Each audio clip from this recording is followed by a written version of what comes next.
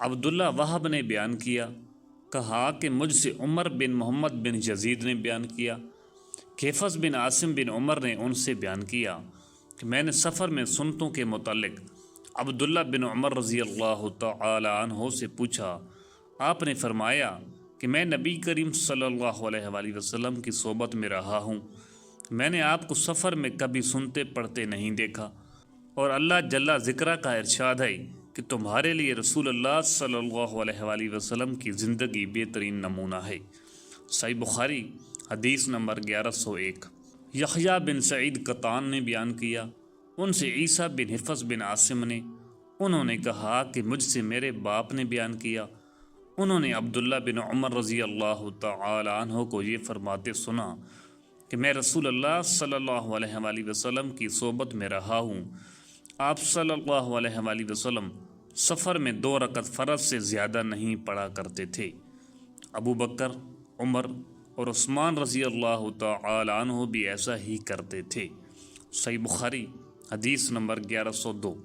شعبہ نے بیان کیا، ان سے عمرہ بن مرہ نے، ان سے ابن ابی لیلہ نے، انہوں نے کہا کہ ہمیں کسی نے یہ خبر نہیں دی کہ رسول اللہ صلی اللہ علیہ وآلہ وسلم کو انہوں نے چاش کی نماز پڑھتے دیکھا۔ ہاں ام ہانی رضی اللہ تعالی عنہا کا بیان ہے کہ فتح مکہ کے دن نبی کریم صلی اللہ علیہ وآلہ وسلم نے ان کے گھر غسل کیا تھا، اور اس کے بعد آپ صلی اللہ علیہ وآلہ وسلم نے 8 رکعتیں پڑھی تھیں۔ میں نے آپ صلی اللہ علیہ وآلہ وسلم کو کبھی اتنی ہلکی پھلکی نماز پڑھتے نہیں دیکھا، البتہ آپ صلی اللہ علیہ وآلہ وسلم رکوع اور سجدہ پوری طرح کرتے تھے۔ صحیح بخاری حدیث نمبر 1103۔ یونس نے بیان کیا، ان سے ابن شہاب نے، انہوں نے کہا کہ مجھ سے عبداللہ بن عامر بن ربیعہ نے بیان کیا کہ انہیں ان کے باپ نے خبر دی کہ انہوں نے خود دیکھا کہ رسول اللہ صلی اللہ علیہ وآلہ وسلم رات میں سفر میں نفل نمازیں سواری پر پڑھتے تھے، وہ جدھر آپ صلی اللہ علیہ وآلہ وسلم کو لے جاتی ادھر ہی صحیح۔ صحیح بخاری حدیث نمبر 1104۔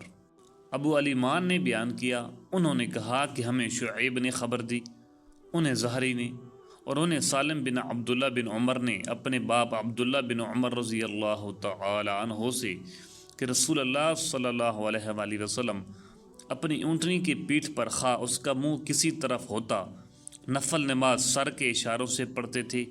عبداللہ بن عمر رضی اللہ تعالی عنہ بھی اسی طرح کیا کرتے تھے۔ صحیح بخاری حدیث نمبر 1105۔